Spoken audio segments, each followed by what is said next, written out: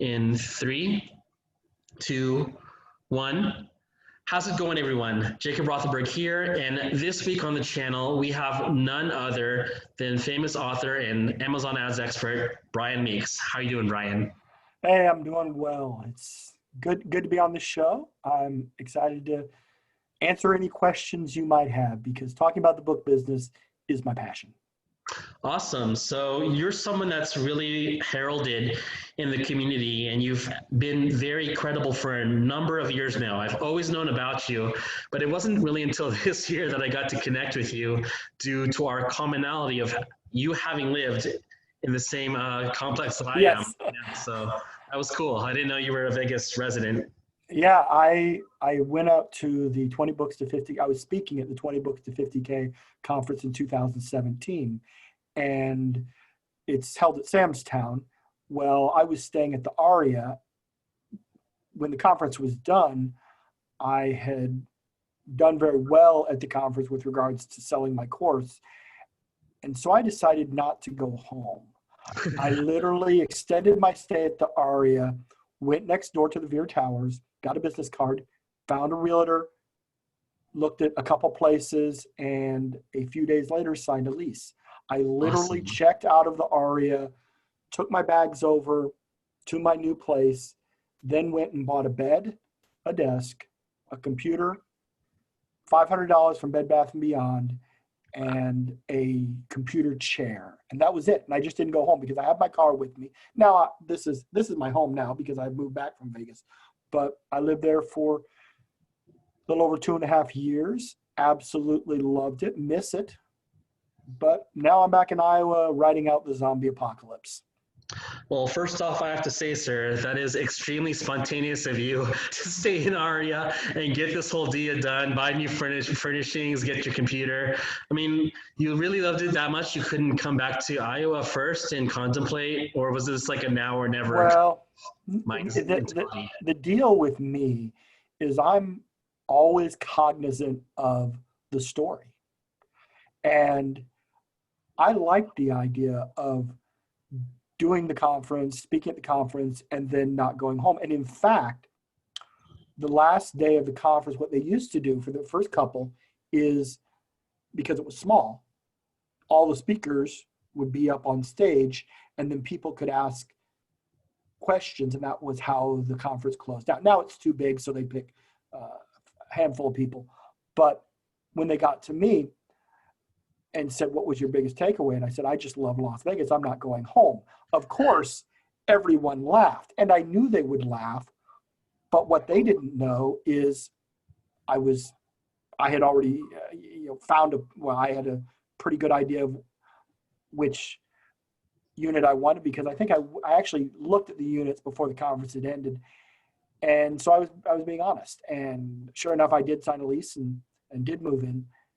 And it made for a great story because I'm a storyteller. I love a story. It's not a good story if I drive. Plus, the drive home is 24 hours. So, True. well, I mean, not 16 hours of driving, 8 hours of sleeping in rest stops and so forth. So I just thought it would be fun. I could afford it, and it was fun. And I will likely come back to Vegas once the whole pandemic is under control, when there's a vaccine or what have you. But for now, in my little town in Iowa, I'm saving a bunch on rent. So I actually bought a Ford F-150, a 2005, a used truck. I've always wanted a full-size truck. And the rent money that I saved over the last 5 months is what I used to buy the truck. So there is some benefit. But I do miss your view. I mean, I'm looking at that. And do you have a one-bedroom? Do you have a studio? What do you got working there? It's a one bedroom, so the bedroom is partitioned away, and Gotcha. behind me is the I guess you could say living room. I'm using the kitchen set here, and I don't know which exact unit you had, but I'm on the east tower, which I think is the better tower in terms of a view from the pool, Yeah. especially. And if I were to creep on my left, I can see the Cosmopolitan and the Yeah. Strip there. So I was on the 21st floor of the East Tower looking north. So I had the view of Paris and all of that stuff looking north. It's interesting that I looked at units looking the same direction as yours and north. And the north units, the rent was $300 more a month. So I made the decision to pay an extra $10 a day. And even after 2.5 years, I still said to myself, yeah, it's worth the $10. And I think so. I'm glad I did it. Although if I were to move back to Veer Towers, I would probably choose the East Tower, but I don't know if I would pay for the North View this time, because I have had 2.5 years of North View. So it's just such a great place to live. Yeah. And you honestly, there's the pool to get the full view of just about damn everything. So the pool's heated, and there's a hot tub. It's wonderful. And New Year's Eve up there is fantastic. You'll get to experience that this year. And so this has turned into an episode of Live at the Veer Tower. It's wonderful. In Las Vegas. Las Vegas, baby. The channel will get there too with more Las Vegas content. Well, actually, I want to, since we're going down this road, I got to tell you the one aspect of living on the Strip that I liked beyond everything, and there were many, many benefits, but the one thing that I liked, for anyone listening, if you've ever been to New York City and you walk down the streets of Manhattan, within 4 or 5 blocks, somebody will tell you to fuck off. That's who they are. It's that's their thing. It's an angry, bitter place. Well, now it's an empty place, but when there's people there, it's an angry, bitter place. When you live on the Las Vegas Strip and you're out and about every day, going to restaurants, just walking, you are surrounded by tens of thousands, sometimes 100,000 people who are in a good mood.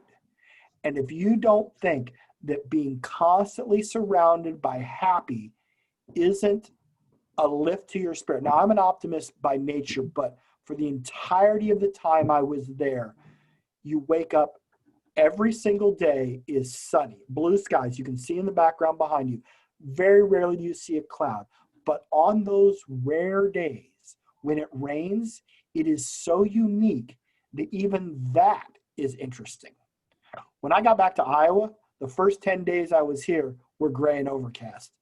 I was like, wow, how do people live like this? Because sunshine and happy thoughts are amazing to the psyche. So to anyone listening, thinking about Las Vegas, I recommend it. You don't necessarily have to live on the Strip, but the Strip is awesome. Oh, here we go. Brian Meeks with his own Living in Las Vegas channel coming to you soon. Exactly.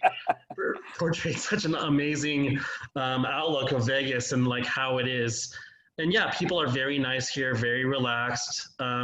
It's a good place to be in. And I haven't had a negative experience really to speak of on the Strip. Yeah, so nobody in 2.5 years, nobody brought up politics. It's just, hey, we're here. Let's go watch a hockey game. Let's go to a piano bar. There's a piano bar over at the New York, which is fantastic. If you haven't been to that yet, it is so much fun. There's several piano bars. Oh, Vegas is wonderful. And I don't know if it's open, if the piano bar is open at this juncture, but New York just recently opened, maybe about a month ago. I haven't gone inside since, but okay. What about Italy at the MGM? Sure. I drive by there all the time. It's closed. That's too bad. You like Italy? I love Italy. There were 2 or 3 sandwiches that I would get periodically. Now, because I was doing keto, I didn't get them often, but I would treat myself to a couple sandwiches there because the bread was just to die for. And at Veer Towers, you're right next door to a CVS. I assume the CVS is open, which is incredible. Down on the link, there's, and again, I don't know what's open now, but there's a place that it advertises on their sign. It says open 23/7, which is brilliant marketing, because the truth is they are open 24 hours, 7 days a week, maybe 360 days a year. But a few times a year they'll close for a little bit, maybe have a crew party or something. And so they put on their sign 23/7, and people are so curious, they have to stop in and ask about it. So it's a little bit of brilliant copywriting that I love. And their lobster ravioli is genius. So a lot of times at 3 or 4 in the morning, if I needed something to eat, I would walk down there, get my Fitbit steps, get the lobster ravioli, a little garlic bread, and that would be because I would have carbs one day a week, and that would be my carb day. And I could do it at 4 in the morning, which was often. And so, Yeah, and I believe that is open at the lake. So there's a lot going on again. And you mentioned something interesting, which is you appreciate good copy. Now, I do. you're not only an author, but you're also a copywriter. And what are you doing this year with like copy overall? Well, this is something that sort of evolved back when I first started doing Amazon ads. This is before really too many people did them. Most people who did them lost money. Because I'm a former data analyst at Geico, where a 15-minute call could save you 15% on your auto insurance, I had been doing ads for a while, and I wanted to know what my conversion rate was. And so I calculated it, and it typically took me about 30 clicks to get a new reader, whether it was somebody buying the book or somebody simply downloading it in Kindle Unlimited. Either way, it's a new reader. And I knew that. And I decided to start looking into copywriting. That's a whole nother story, and I've told it a bunch, so I won't tell it again here. But when I started and began to understand what makes people engage in a description, my conversion rate went from 1 in 30 to 1 in 12. And if you're paying per click, that is crucial. And that was back at a time when I was paying 5 to 8 cents a click. Right. My read-through was great. I was making 300-400% return on investment. It didn't matter what my conversion rate was because I was so profitable. So a lot of people at that time, or the ones that were successful at it, didn't really care about their conversion rate. Well, now, when your clicks cost 50 cents, if you're paying for 30 clicks to get a new reader, that's $15 to acquire a new reader. Right. And unless you have a long series, 8, 10 books, and massive read through, you're losing money. But if you have a description that converts at 1 in 8 to 1 in 10, which right now, that's what my descriptions convert at. I literally write descriptions. I'm going to have to sneeze. Sorry. It's okay, bless you. I now do copywriting for authors. I write their descriptions. I charge $150, which seems like a lot, but my competitors charge $300. So $150 for description, and my descriptions typically convert at 1 in 8 to 1 in 10. Rarely are they beyond 1 in 10. And the difference at 1 in 30, $15 versus $5, or at 1 in 8, $4. It's massively important. And so while people think of me as the Amazon ads guy, ultimately, I have shifted my focus to the copywriting because before a person starts spending money on ads, they need to have a description that is not a synopsis of the book. Right. And this is where most everyone goes wrong. If you look at descriptions, 99.99% of them are a synopsis, plot points, spoilers, authors trying to tell in 150 words everything that happens in the book. And all they do is either the reader doesn't get hooked, so they don't click read more. They move on before they even get to the meat of the description. Or they get to the end and they're like, well, I think I have a pretty good sense for how the book ends. Thanks for saving me the money. My best description for Henry Wood Detective Agency doesn't even mention what happens in the book. It's just copywriting, and it converts at 1 in 8. And that's something people should understand. If you're, I get so many clients who they worry about, I will ask a question. Questions are great hooks. And I will ask a question, will he survive the horrible curse? Something like that. Well, in their description, they put, he barely survived the horrible curse. Well, that ruins the whole point of reading the damn story. Exactly. And so you see so many authors who just list facts from the book And it's, if you turn those facts into questions, well, the answer is probably yes. But that's another thing. I will sometimes put hooks in there. Will she find whatever? And then the author will say, well, but she doesn't find it. And I was like, so the answer is no. And they don't understand that the answer can be no. Because you must remember, people who are buying the books, once they get to the end of chapter 1, or really once they've hit buy, if you were to quiz them on what was in the description, they wouldn't pass it, because they're not there memorizing the description because they're going to be tested on it. If we hook them and they get intrigued, the description's out of their mind once they download the book through KU or buy it. And now they're on to reading, and it's a different mindset, which is an important aspect too. I mean, I can talk all day on this, but I want everyone out there to think about when you're on Facebook. If you see a post with 15 lines in a single block of text, do you read it?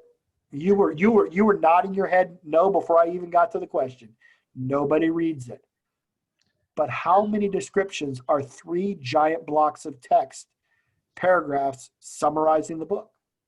That's why those don't convert at 1 in 30. And I just picked up a client. Well, I won't give her name, but this is a woman whose description I'm going to literally rewrite after we get done. It's for a book that sells $100,000 worth of revenue a year, a book 1 in a series. Hugely successful. And she came to me because she understands that her conversion rate isn't good. So she's maybe leaving 60, 80, 100,000 on the table each year, which speaks to the advice often given, oh, just go do what the successful people do. That's horrible advice. Doesn't matter that she's making $100,000 a year. If she's missing out on another $100,000, then you know what? It's worth the 150 to have me fix it.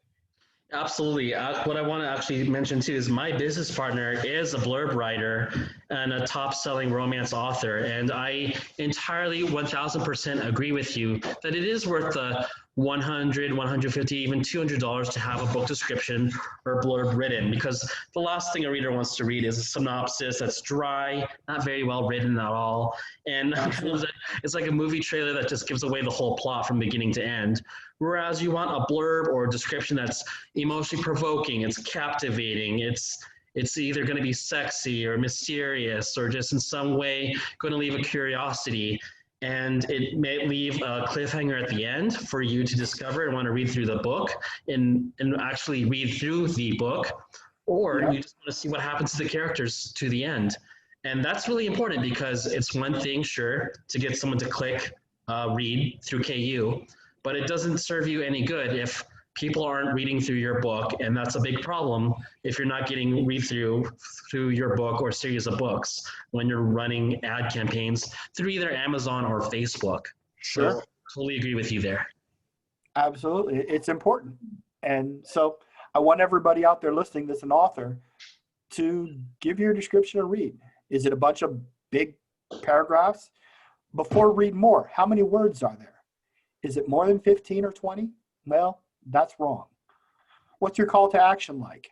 How many of the 5 most powerful words in copywriting do you use in that call to action? Does your call to action at the end say, scroll up and 1 click now to get started reading The Lost Adventures of Tommy the Guinea Pig? If it does, you have just offended readers, because the ones that say scroll up and click just make me insane, because you know what that translates into?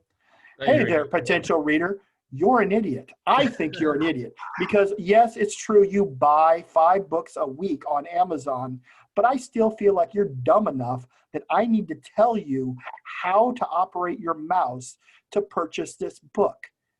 It's just offensive. I mean, aside from, racial slurs in the call to action, I can't imagine a worse thing than telling voracious readers how to buy the book.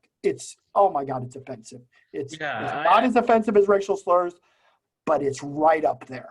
Right. I'm literally on the street, so to speak, with the community, and I can tell you exactly where that comes from. There's course creators in the nonfiction community that have a Kindle publishing course, and in the way of writing good book descriptions or copywriting, they tell their clients, their students, to have that scroll up and buy now and add it to your. That's because those people, and I don't know who you're speaking of, and I don't want to know because Yeah, I'm not for all I know, here. it could be a friend of mine, and I don't want to throw someone under the bus. Sure. But the realities are very few people in this industry arrive at their conclusions through data analysis. They don't actually have the numbers. They can't tell you what their description converts at. I met a woman at a conference who had a description by a competitor. It converted at 1 in 14. She was thrilled. And considering her description had been converting at 1 in 30, that's a vast improvement. Is it still worth getting a better description that converts at 1 in 8? Absolutely, because over the next 100,000 clicks, it may take 20 years to get that many clicks, but that's still leaving a lot of money on the table. And so much of what is preached is based on A testing. And I say A testing as opposed to A/B testing. It's where you have an idea, you test it, something happens, and you assume you were correct without actually checking to see if the B side is better. And I see that all the time. People don't really understand analysis. Oh, well, I changed it, and before I changed it, I sold 3 books on that day, and after I changed it, I sold 5. So obviously it worked. No. No. Conversely, oh, well,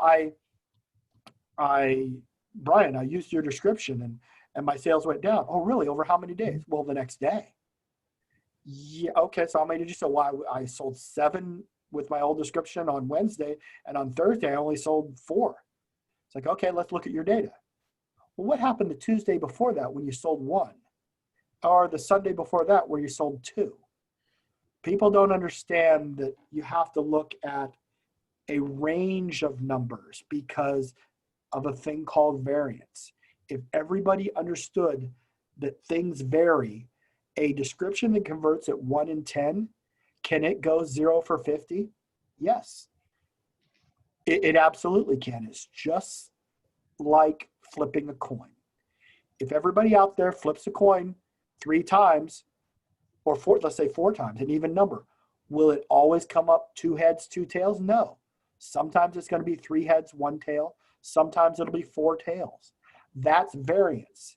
If it comes up 3 heads and 1 tail, you can't then get on Facebook and say, oh, I've made a great discovery. A coin toss, 75% of the time, is going to come up heads because everyone knows that a coin toss is 50-50. But over a short number of instances, it can be 75% one way or the other, which means if you've got a 1 in 10 description, you can go 0 for 50. You can also get 3 sales in a row. I had a description once, and this is the best example out there of how variance, even variance when it varies in the author's favor, can greatly distort things. I ran an ad, and this was several years ago, back before I discovered copywriting. My description converted at 1 in 30. The ad had 5 clicks, and I always talk about how AMS ads reporting is horribly inaccurate. Well, it's inaccurate in that they often do not report all the sales. But if an ad says it had a sale, I've never found where they reported a sale that didn't exist. So on this particular ad, it had 5 clicks and 5 sales. It's a 1 in 30 converting description. The odds against, and you live in Vegas, so we'll use some gambling terminology. The odds against a horse that is a 30-to-1 long shot coming in and winning 5 times in a row is 2.5 million to 1 against. Yet it happened. Mm-hmm. So my point being is when people say things along the lines of, oh, I have a keyword and I know my description converts 1 in 15 and it got to 16 clicks and no sales, so I killed it. That drives me nuts because A, you don't know if there were any Kindle Unlimited downloads. Well, now they show Kindle Unlimited downloads, but they didn't used to. You don't know if the reporting's accurate. At the point that you're looking at it, Amazon says right on their page that it may take up to 14 days for the data to report. And so sometimes clicks come in and they had a sale, but you won't find out for 2 weeks. So unless that keyword has 500 clicks on it, which is rare for a single keyword to have it, don't make rash decisions. Think about it. If it's a keyword that makes sense. Now, if you're writing, children's middle grade fiction and one of your keywords is serial killer or disembowelment or something, well then delete it because it's a keyword that doesn't fit. Yeah. Don't delete it because of bad results or perceived bad results. Sorry, I've been getting a lot off on rants today. I apologize for that, but these are important things that most authors wouldn't think about because they're not former data analysts. They don't live in a world of analytics. In high school, we are not taught data analytics. So it is not something that most people are equipped to do. And so with podcasts like these, YouTube channels, I try to help people understand that they don't need to panic. And that's the biggest thing authors do is panic. Yeah, and I completely agree with you in the fact that also this year particularly, we have literally tens of thousands of new publishers, new authors who don't have a lot of initial direction. And a lot of rhetoric I see on self-publishing groups is the fact that people are asking questions related to ads, and they don't, as you've mentioned, give enough time, give enough data to come in before coming to any logical conclusions on decision-making with an ad set. So if someone tells me, hey, Jacob, I got 2 clicks and 0 sales, what the heck do I do? I'm like, dude, you got 2 clicks. You can't make any judgment based on that. So exactly. They need hundreds of clicks. 1,000 would be better on the ad before they can start doing anything. But even that, analyzing individual ads doesn't make sense to me. Mm-hmm. Analyze them as a group so you have enough clicks, because Amazon clicks, for the most part, unless you're doing something insane, like I said, targeting horror readers for your middle grade cozy mystery. I don't even know if that's such a thing, but the point is, if you've got a cozy mystery and you're targeting horror readers, well, that's just dumb. But as long as your targeting is reasonable, then you can have a handful of ads, because most the clicks are going to be so incredibly similar, at least on AMS. Now, Facebook's an entirely different ballgame in that you can click one wrong box and go from a reasonable conversion rate to 1 in 100. That's an entirely different show. The point being is people need to understand they need hundreds of clicks so that they can determine what their conversion rate is. Because when you've got 1,000 clicks over 5 ads, 10 ads, whatever it takes, you have a pretty good idea of that's going to be your conversion rate. And conversion rates don't change. They don't change. Excuse me. They don't change unless one of 2 things happen. If you go to Facebook, and like I said, you can click some wrong boxes and get a bunch of junk clicks, that will change it. But if you're sticking with AMS ads and you're getting clicks, and you know that your description converts at 1 in 8, my Henry Wood Detective Agency description converts at 1 in 8 over, tens of thousands of clicks. I know that anytime I measure it for a 30-day period, it's going to be 1 in 7.9 to 1 in 8.1. As long as there's enough clicks, it stays right at that tight range. There's never any swing unless some external factor happens. If a blogger mentions my book and all of a sudden I get 20 or 30 extra sales from nowhere that work from the clicks, because I should back up and say, I don't use the AMS report to do the calculation. I use the KDP report. I look at the sales, and then I take the number of page reads and divide it by the KENPC number to get the number of new readers. And of course, you always have to round up on that. So if you have 17.8 KU downloads, it's 18, because you can't have 0.8 of a person. Mm-hmm. So you put the 18 and the 7 sales together, and you get 25, and you divide it into 400, and it's 1 in 8. Got you. The point is, I've sort of lost my way. What was my point? I wasn't listening to myself as I was talking. The idea being is that when somebody says, "Oh, my conversion rate was great, and now it's horrible," and they haven't done anything to their description, then what has happened is either previously they were getting a bunch of organic from a source they couldn't identify, or they've gone to a different platform like Facebook, because over a large group of numbers, a large group of people, if it converts at 1 in 8, it will always convert at 1 in 8 until something major happens.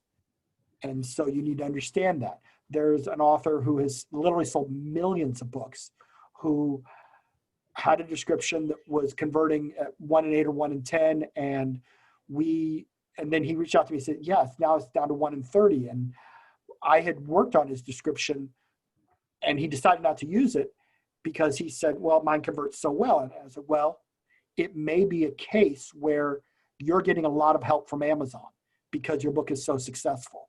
And so I don't think that description that you have is really a 1 in 10 converter, but I think this one will. And he didn't believe me. And then after a year of just making piles of money, it fell back to where it should be. And so, I mean, I'm getting way into the weeds. The point being, once you know your description conversion rate, and you can say it's 1 in 9, it's 1 in 10, then you can do your planning for your budgeting. Because if you know your description conversion rate, and let's say 1 in 10, because the math is easy, and you know that your lifetime value of your series is $11, then 11 divided by 10 is, you 1 can, point something. Yeah, well, it would be 1.1. Yeah. And so $1.10 is the maximum you can bid and be profitable. Well, if you're getting 50-cent clicks, you then know that you're roughly 110% ROI. And so by having some of these base metrics, and authors don't like doing math, or many of them don't, but if you understand some of these very simple metrics, you can then game plan and what if your way into making decisions about, should I raise my bid in an attempt to get greater volume and scale, and or am I, if my lifetime value is too low and my conversion rate is let's say it's 1 in 30, and your lifetime value is $11. Well, now that same scenario, you're spending $15 to get 11. And so you know that you either have to improve your conversion rate or pay less per click.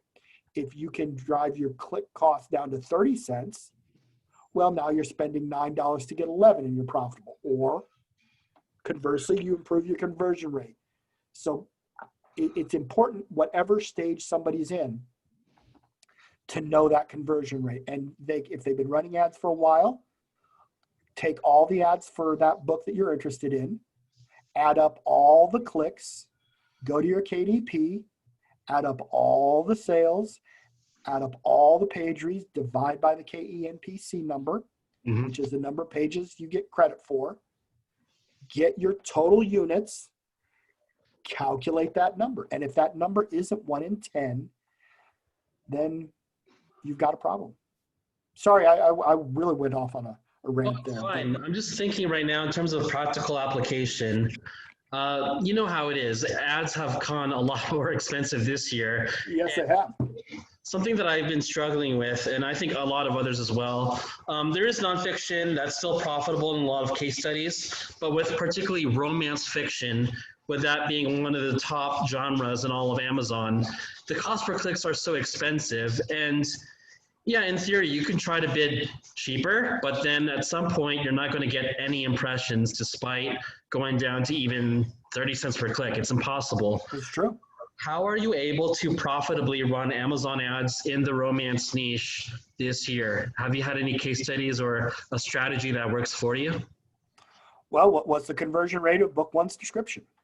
Okay, that's the first question. Is it 1 in 10? If it's 1 in 10, what's the lifetime value of the series? A 3-book series doesn't have as big a lifetime value as an 8-book series. So you can't say, how do you run ads profitably in the romance genre without knowing how many books are in the series. Is the person charging $4.99 per book? Most of them aren't. They charge $2.99 because they don't understand elasticity of, did I freeze up? Can you still hear me? I can hear you, but you have frozen up for some reason. Okay, I don't know why I've frozen. Oh, there I'm unfrozen. That completely distracted me. I think you switched to another camera, but it's okay. I can edit this out. Well, it's interesting. I only have the one camera, but the light went off for a bit, and then it must be the CIA or something listening in. So that was them. Okay, to back up. So there aren't answers that apply to a genre. There are only answers that apply to an author. So, most authors underprice their books. Price elasticity of demand, without going too far into the weeds of economic theory, is simply, if you raise your price, does it reduce the demand for the book so much that you make less profit, or does it reduce it so little that you make more profit? And in the book business on Amazon, and I've studied this up through $5.99, and it may be true through $6.99 or $7.99, but I only give analytics that I've actually done.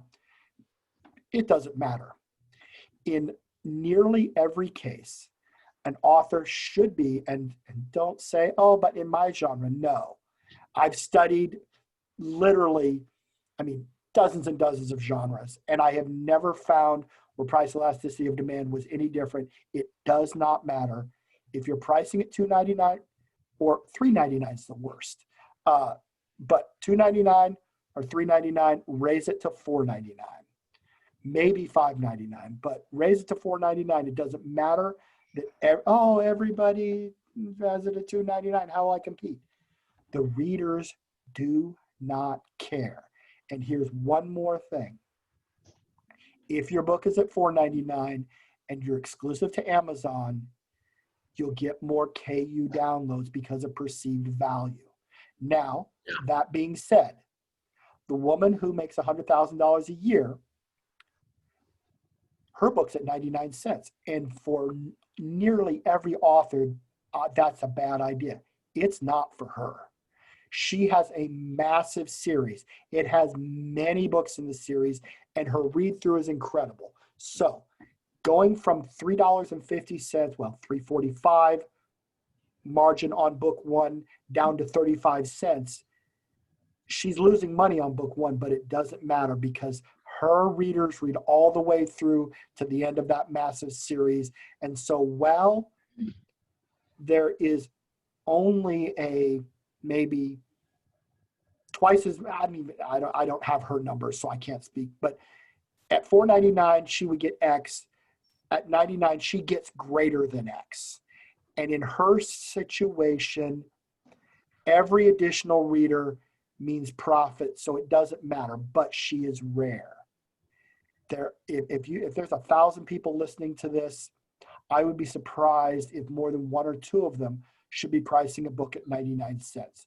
The rest of them, all they're doing is hurting their KU downloads because 99 cents, people assume it's crap, and cutting into their margins. So don't do that. So the point being is, to answer your question, I need to know, what is their price point? Is it at $4.99 for all the books?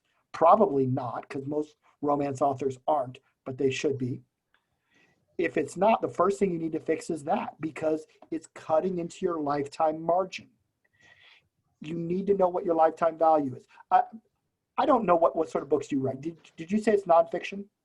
So I've written in nonfiction, and I've also published in romance fiction. So, Oh, okay. So how many books are in your series? In your romance? I've had a couple different series. Last year we had a series that was priced at $3.99 for singles, and for its duration it did well. But I can tell you, you left money on the table. You would have sold nearly the same amount at $4.99. And when I say nearly, I mean 99% of what you sold, you would have sold at $4.99. And so for every one of those, you gave up 70 cents. Mm-hmm. And so that $3.99 is no benefit. I mean, all you're doing is giving away money. But okay, so what was book one in that series? $3.99? Well, I've been playing around with different pricing, so I've jumped around. But at one point, it was at $3.99, and I think it still is for that particular series. Oh, okay. So then, how many books are in the series? For this one, it's 6 books. 6 books. What's the read through from book 1 to book 2? Horrible. It was a very polarizing book 1. So if I could give stats, it was not that good at all. Maybe 1 in 10 went from book 1 to book 2. Wow, that's actually the worst I've ever heard. And it was, but the issue is, I mean, that's devastatingly bad, because your lifetime value for that series had to be almost nothing. Lifetime value, all the money was made off of the book 1, and ironically, the bundle did it very well too, as its own product. But so was that 2 bundles though? Book 1 through 3 and book 4 through 6? Correct. Okay, so what was the read through from bundle 1 to bundle 2? This was from last year, so I don't have the numbers in front of me. But if I had to rate it, I would say it was pretty decent. The book 1 was actually number pretty decent. Doesn't really narrow it down for me. I know. I need numbers. Can you ballpark it? Was it, the other one was 10%. Was this 50%, 60%? I'm gonna lowball it on purpose. Let's say 1 in 4, just to make the number low. 25%. Okay, so the issue here, and honestly, I've done some research, and this is something that I don't give away for free on blog posts, because I'm the only one who's done the research. And I, in fact, because it was so successful, I had to pull out my back matter from my books, because people were buying my books just to see how I did in my back matter. The problem is your back matter. Everyone does it wrong. Everyone. Okay. The entire industry does it wrong. I did research over a 3-month period, and I use, if you look at my books, Henry Wood series, Magellan Apocalypse, I write some under Arthur Byrne. All my books, the rankings are horrible. And that's because I don't run ads on them to sell books. I use my entire catalog for research. Meaning, if I have an idea, I think people are doing back matter ineffectively, then I will use my catalog to run ads to get data and research it. And so I did that. Over a 3-month period, Henry Wood Detective Agency, I remember, because it was so glaring. This is a book that for 6 years, and I mean, I'd sold $40,000, $50,000 of book 1. So I had statistically significant data. Over that period, the read-through was 42%. Wow. I made the assumption that for the read-through from book 1 to book 2, it was because of this MacGuffin in there, this time travel clause. And I have this stupid thing in the series that I hate. I thought because of reviews that most people hated it. Some loved it. But my assumption was The reason I was getting only 42% read through was because of this stupid time travel clause that really is barely part of the story. And it was stupid. Then I had the idea on the back matter. And so I started researching it. And I was able to improve my back matter from 42%. And I had 6 years of 42%. So I had statistically significant data in spades. I improved it in that 3 months to 60%. 18 point is a huge leap forward, because then, like every other series, once you get to book 2, they read all the way through to book 4. And so though that 18 extra people per 100 were now, my lifetime value went through the roof. On my book, Underwood, Scotch, and Rye, was at 50%. I moved it to 70%. And again, if you're listening, don't go out and buy the books, because I've gone back to the old way that everybody does, because nobody has this data. And if I just give it away for free, it'll end up in everybody's course. And it'll dilute the success of your setup. No, it wouldn't matter. If the whole world knew, all it would do is just mean everyone would have better read through.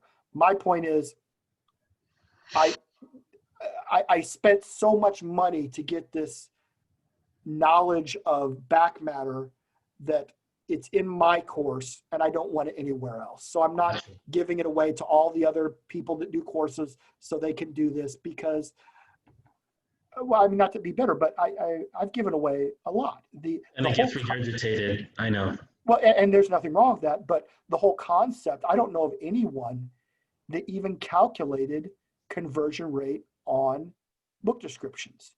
And now it's a common thing, and that's fine. That's what I want it to be. The point is, sometimes you have to keep a little bit of stuff for your own business. And so my point being is, your back matter is likely the problem. And so that's something that, you just think about it. Can you describe what's in your back matter? So we've tried a couple different approaches. The first approach was to have either 1 or even 2 chapters of the next book featured with like a splash page in front of it saying, hey guys, thank you for reading so-and-so. If you enjoy the story between male and female, you're gonna love this next book in the series. Here's a preview. Then we took that out because I was just paranoid that the algorithm might pick it up as book stuffing, because I play by the rules. I don't want to violate anything that could get me flagged for getting banned. So we took that concept out, and then we switched to a 1-page splash with a link to the next book in the series. Okay, what did you calculate before and after on both of those to get a read-through number? No, not based off of back matter. We never set up like a what you call it, like a pixel A/B test. No, just an A/B test. Well, do you know the date that you made the change? We did this early on, maybe May of 2019. Do you know the specific date? I ask because this is another thing everyone should do. If you make a change, and you could probably go through your emails and find the email from Amazon that says, okay, your book is live from when you did that change. But just because you didn't analyze it then doesn't mean you couldn't go back with your historical data and take, because it was so long ago, you could take the 3 months worth of activity before the change, and you need to know May 17th or May 13th or what have you. And you might not be able to get it because historical data, you kind of have to take the, what Amazon gives us. It's not always easy to find. You can get the weekly data. But if you could only get the weekly data, then you throw out the week where you have the change. And you take 12 weeks before, you take 12 weeks after. Or 6 months would be better, because it's been long enough you can do 6 months. And then you calculate the read-through. You look at the read-through from before and after. That's important to know, because making changes without doing any analytics, because going back to the idea of variance, you can't eyeball those changes and tell if it was a good change or a bad change based on sales numbers. One, because sales almost don't matter. And I'm speaking a little bit in hyperbole, but this is a romance series. Let me ask you another important metric that every author should know. 70% of my sales came from KU. There you go. And when was the last time you measured that?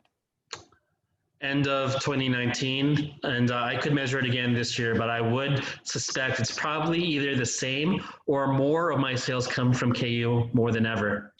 That is a number that constantly changes. I'm guessing it's closer to 80% now. Yeah, especially with COVID Because, and such. well, COVID aside, it's been 9 months into the year. How many new people have signed up in Kindle Unlimited that are voracious readers? The most voracious readers are in Kindle Unlimited because they consume 5 romance novels, 6, 7 every single week. So they're in KU now. So it might be 90%. The point is that's a number that every author should calculate, because here's the problem. Let's say it's still at 70%. At 70%, if you're making a change and then looking at your sales numbers only and not calculating the page reads and the download and converting it into downloads, well, that's just bad. That's not using the most important of the two. If you could only use, you should use them both. But if you could only use one, you wouldn't use the one that has barely any impact. And if it's down to 10% now, that's why I say sales almost don't matter, because you can have a day where, because of variance, again, I say variance a lot, but understand, and I'm speaking to your listeners, if you're a romance author and out of the next 100 new readers, 90 of them are going to be in KU and 10 of them are going to be in sales, 90%, because of variance, you could have a stretch of 40, 50 new readers without a single sale because of variance, because it's so weighted. 90%, that's the same as the math on the conversion rate for descriptions. A 10% chance of success can still go 0 for 50. A 10% chance of sales versus Kindle Unlimited download can still go 0 for 50, meaning you've made a change. As luck or bad luck would have it, you make the change and it just happens that you're starting on one of those streaks. And so you get over a bunch of clicks, you get, or you're looking and you've had 0 sales. And you know there should be some sales, but because of variance, you've got 0. And so you say, oh, well, that was a bad idea. I should go back. Well, A, you're looking at the wrong metric. B, variance happened. You didn't have enough data. And so, I mean, I don't know what the percentage is exactly, but when people come to me and they ask for my help with analysis, 80 to 90% of the time, they're wrong. I had a situation where I wrote a post in the 20 books to 50K group, and I talked about pricing.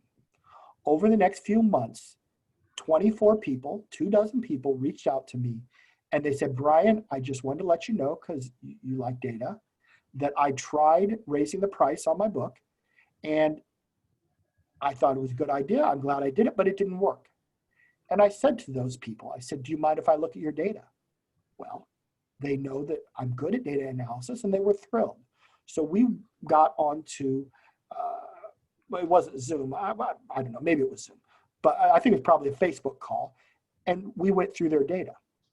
And we analyzed the before and after the price change. And some of them were going from 99 cents, some were $2.99, $3.99, all across the board on the 24, numerous different genres.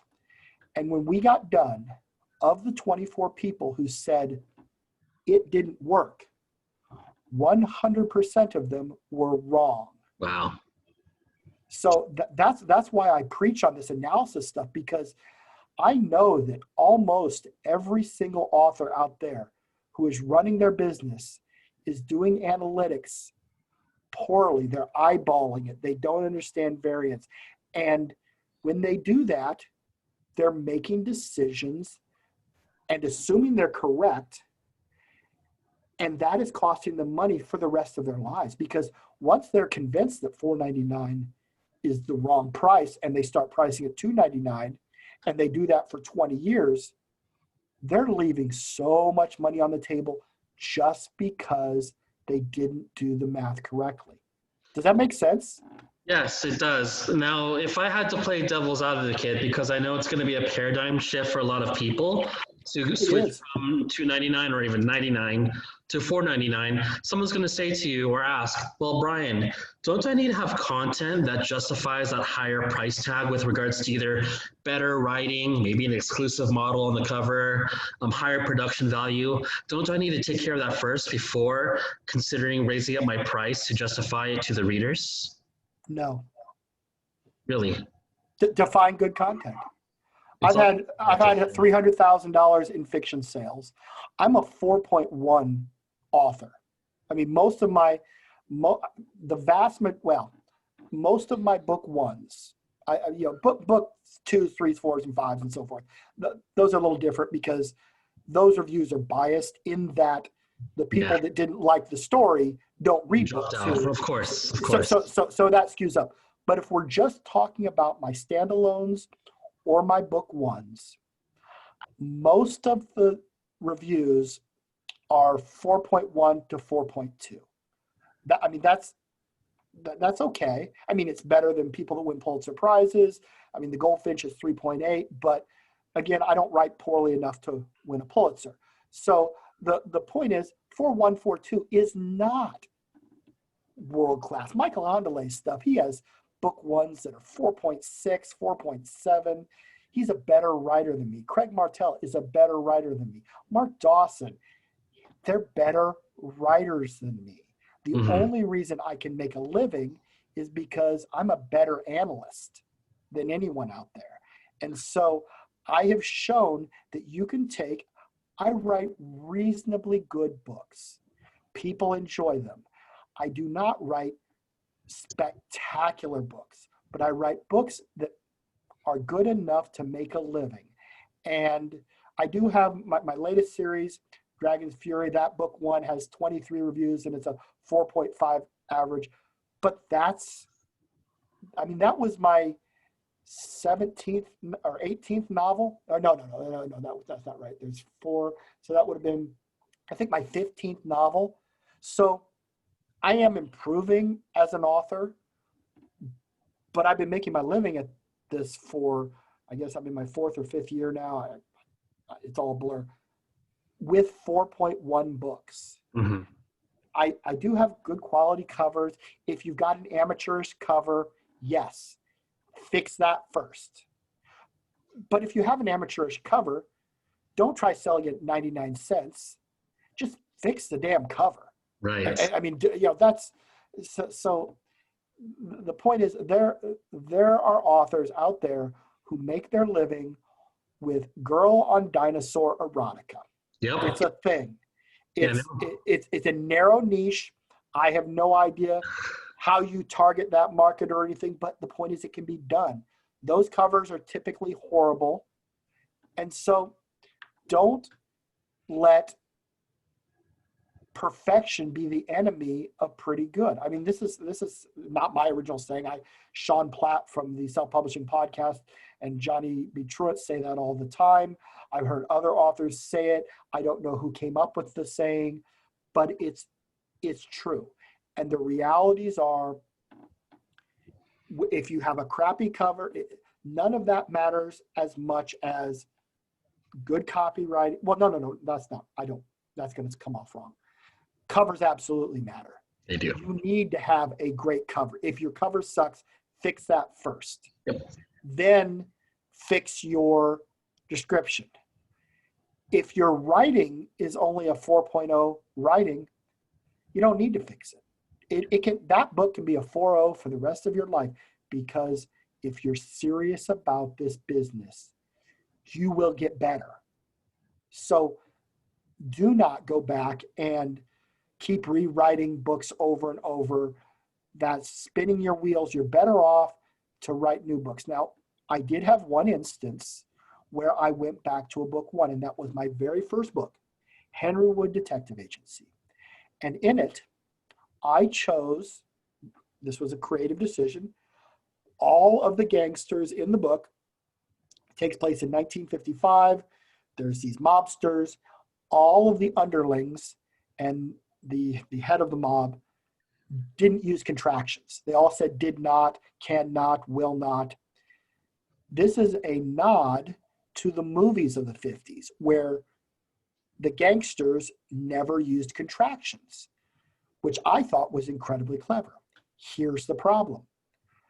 The readers who would buy my book would give it a 4-star rating, and they would leave a comment. The writing was a little stilted. He never uses contractions. Well, that's not true. I did use contractions. I just didn't use it with the gangsters. So they didn't get my clever reference to the movies of the 40s and 50s. So all it was doing was giving a perception of lower quality. So I spent an hour, I went back through, used search, and I changed them all to contractions. But that's not really the same as rewriting. It's when I got the third time a reviewer used the term stilted, it's like, okay, that I can change quickly. Maybe it was 90 minutes. I went through and changed all the non-contraction to contractions. Well, that's just due to a lack of customer education. When everyone thinks of the mob or the mafia, they think of Goodfellas and Casino. So if there's a perception, they're not going to think that someone without contractions from the 40s or 50s could have been a mobster. So yeah, and so the point is I have done it once, but typically unless I get a message, I found on page 56 that you spelled the T-E-H. Well, yes, errors and things that slip by the beta readers, my editors, and me and my parents who read the book before it goes out. It happens. I fix those. But deciding to rewrite a book over and over because you're striving for perfection, and some authors do it, is bad. Very bad. It's a waste of time, especially with the Amazon algorithm being a real thing. It is, absolutely. And so did I answer your question about the skeptic who says, oh, should I get all these other things done first and leave my book priced low because I think my book is crap? Well, no, you don't. Just price it correctly. And you can, change the price today. If you've got the crap cover and it's going to take your cover artist a week to get you a good cover, change the price today. So what? Change it today because you're not going to get that many people. 8 people are going to see it between now and the time you get your new cover. I wouldn't be running a ton of ads, but just go ahead and get the pricing right away because it's such an easy thing to fix. Mm-hmm. And you might get lucky in the case of variants to where you do get sales for low effort. So why not just take it? Take the low. And so I hope there's 2 takeaways. One, that you just believe me. I have a degree in economics. I was, data analyst at Geico. I've done the math. $4.99 is better. And that if you think it didn't work, you've probably not analyzed it correctly. And so, and that could be as simple as you analyzed it over 3 days. Well, 3 days is not 30 days worth of data. How many clicks did you have? Did you have 5,000 clicks during those 3 days? Because if you did, and you still didn't see the improvement in conversion rate, well, then I can tell you what the problem is. You didn't give the people enough time to read the book because 70% of your readers are in KU. And those, you don't know how many downloads there are until you've given them time to read the book. So there's lots of different ways that authors can mess up their analysis. And it's usually because of lack of patience. Lack of patience is the biggest thing because, stress is a real factor. And when you're spending $100 a day on your ads, it's so easy to make a quick decision because of a one day blunder. So, but if you're to the point that you're spending $3,000 a month on ads, and you cannot tell me without looking it up, your conversion rate, your lifetime value, your read through from book 1 to book 2, the distribution of sales to KU downloads, a current number, you have no business spending $100 a day. That's just criminal. The scary reality is that I would say, at least in romance, speaking on that genre, and I know a lot of publishers and authors in there, A large majority of authors spend over 3,000 a month, and I'd say maybe 95% of them don't know their stats offhand. I think that's overly optimistic. I Yeah, think it's 99%. yeah, I'm just trying to be nice.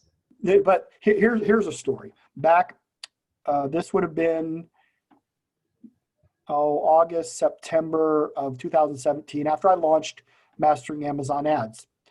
A woman, a romance author, came to me, and we were looking at her data, and this was in 2017. So the bids were different then. Yeah, it was a lot So easier. just so people know. But we were looking at her data, and I said, why are you spending 45 cents a click? And she said, I have to. How much are you spending per month? $15,000 per month. And she was making, and her sales were in the $25,000, $26,000 range. So, you know what? Spending $15,000 to make 26, that's still, $11,000 in the bank at the end of the day. She could have made 4x on her return back then. Well, I told her, I said, she said, well, I have to spend that much to get the clicks. I said, no, you don't. Have you tested a lower bid? And she said, no. And so over the next 4 weeks, I coached her up. She reduced her cost per click by 20 cents per click. She still spent $15,000. She just had 40% more clicks. And she did 35,000, 36, 37, somewhere in there. And so the point is, most of those authors, I mean, again, 99% of romance authors, when an ad stops performing, their first reaction is, oh, I have to bid more. They don't do any now. No, you don't. All ads die. They do. It didn't die because people were outbidding you, but because everyone in romance just assumes, well, now I have to spend 90 cents. So now I have to spend $1. Change the copy, change something. Don't fucking. You should always just do new ads, because yeah. When was the last time, and this is only going to be a reference that old people will get, but when was the last time you saw Mean Joe Green throw his jersey to the kid and say thanks after getting the Coke? Well, that ad was in, I think, 1977. It doesn't still run today. It's one of the great ads of all time. But ads only run for 3 months. Geico, when I was in the marketing department at Geico, they don't run, I mean, they create new ads every year. And you won't get, the ads that are running in 2019 won't run in 2020. It's always new ads because they get stale. And so the goal is not to come up with the ad that you will run for the next 5 years. The goal is to make money. And so when the ad dies, write new copy. Don't use the copy button. Just write a new ad. Bid the same amount, or God forbid, you should bid 5 cents less. And then after a month, look and see, well, the first month of that ad that did so well for 3 months, I had this many clicks. I just bid 5 cents less. I had the same amount, but now you're more profitable. So the reason it's so insane in romance is because none of them do math. And some of them have 12, 15, 17 book series. They can, I mean, even at, $1.50 a click, they're still profitable because their lifetime value is $30. But another big problem is a new romance author, somebody that has 6 books in their series, asks the question, how much do you bid? Oh my God, that's a bad question. Because they tell them truthfully, I bid $1.50. The author didn't ask how many books are in your series. What's your price point? What's your lifetime value? For the author making 7 figures a year as a romance author, they can bid $1.50 because they have all of those things working in their favor. And then you get a bunch of authors that can't bid $1.50, bidding $1.50, and they don't do analysis. They don't even realize they're losing money until 60 days down the road. Or some of them go for months without realizing that they're spending more than they're getting back. If you're not making money on Amazon ads, don't do it. Because Mm-hmm. if you're spending $3,000 a month to get $2,000, there's no benefit. Again, it requires, so maybe you stop doing ads, your ranking drops, which again, this is another area where people go insane. They watch their ranking. Rankings can drop. You know what? They can go back up. My best year, or my best ranking for Underwood Scotch and Rye, my satire, was a period of 10 days, what was ranked overall, this is the best any of my books I've ever done, 520 to 980 overall in Amazon. That's pretty good. I was selling a lot of books and getting a lot of downloads. For 10 days, it was ranked in the top 1,000. 3 years after release date. Oh, 3 years after your release date, you were in the top 1,000? Yeah. That's really impressive to pull off. It's not impressive. That's the point. It's a little impressive, but the point of that story is that all authors think that, they get their ranking comes out, they're at 12,000. If it drops, they will never get there again. Just don't even look at ranking.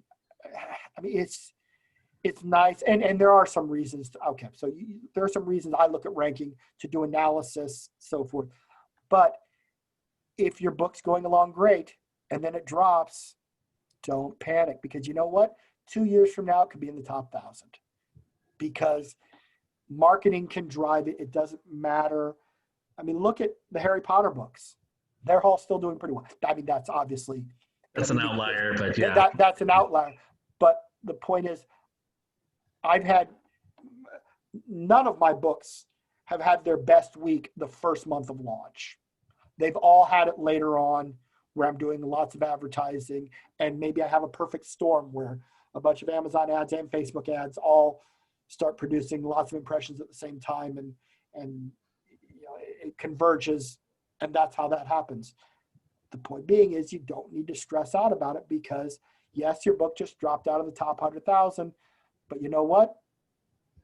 You can get a book bump, and boom, you're back up there. Book bump can change there's lots of things, and so again, authors make decisions out of panic and fear and lack of analysis that lead them astray. And because, like you said, 95%, though probably 99% of romance authors are averse to math and they don't do the analysis, they're all feeding this grotesque overbidding that only a handful can truly afford.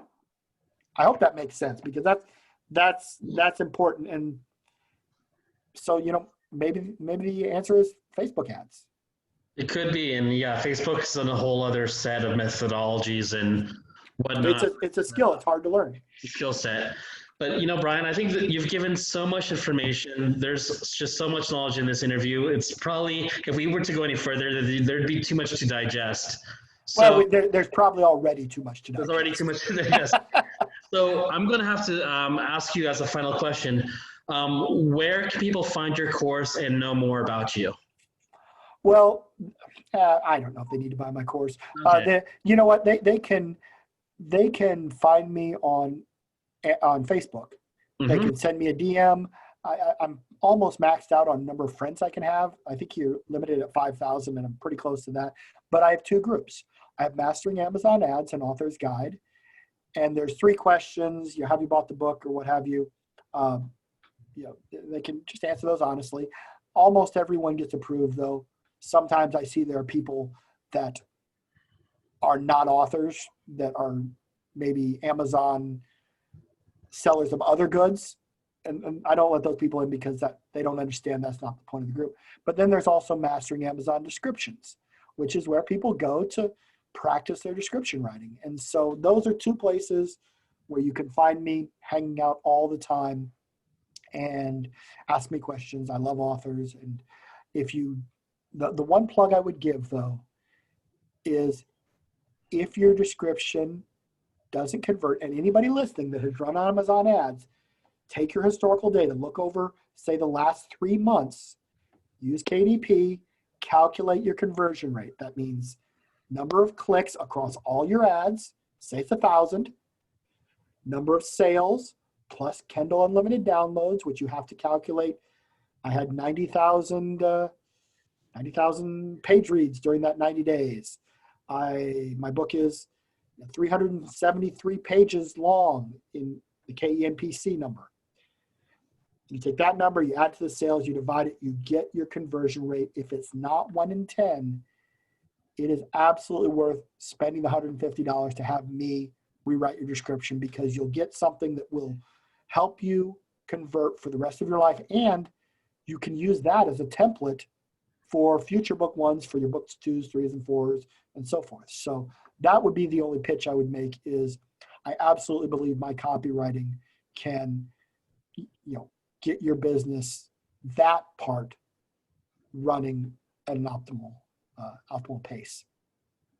Awesome. That's so much value. And you're obviously a veteran who's seen a lot, if not everything there is with Amazon. So you're a heralded figure, as I mentioned before. People should know who you are at this point. And if they can reach out to you via Facebook rather openly, that's great. Yeah. I love people. Yeah, we try to love people, so that's a good thing. Brian, thanks so much for being on the channel. We'll have to play a game of chess, or maybe a series of chess games in the future, and I will see you later. Thank you so much. Take care.